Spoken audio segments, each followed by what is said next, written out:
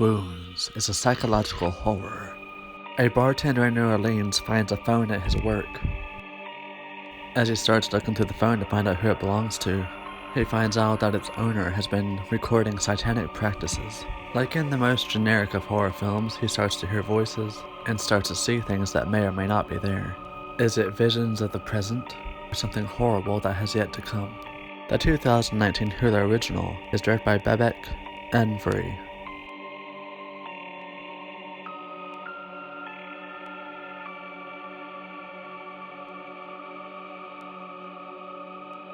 Starring Armie Hammer and Dakota Johnson, Zazie Beetz, and Carl Glusman.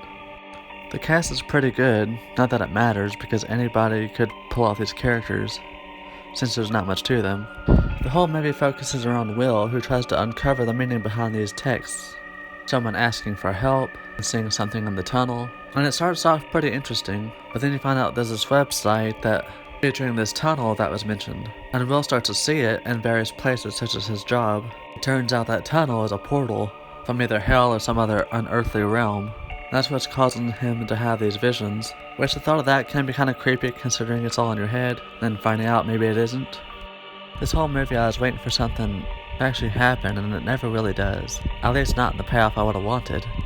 It's an interesting premise with the way they made technology a part of the story, which there's very little story to begin with. I felt like it was missing something like a structure or something just to keep it going, instead of just, oh, something else happened today. I saw my girlfriend's head on the counter, now I have a cockroach in my armpit. The imagery is pretty creepy, but that's not enough when you're trying to build a movie that lacks story and very little character development. There's plenty of examples where simple stories are told well and effectively, but if it's a psychological thriller, shouldn't it be a little deeper than this?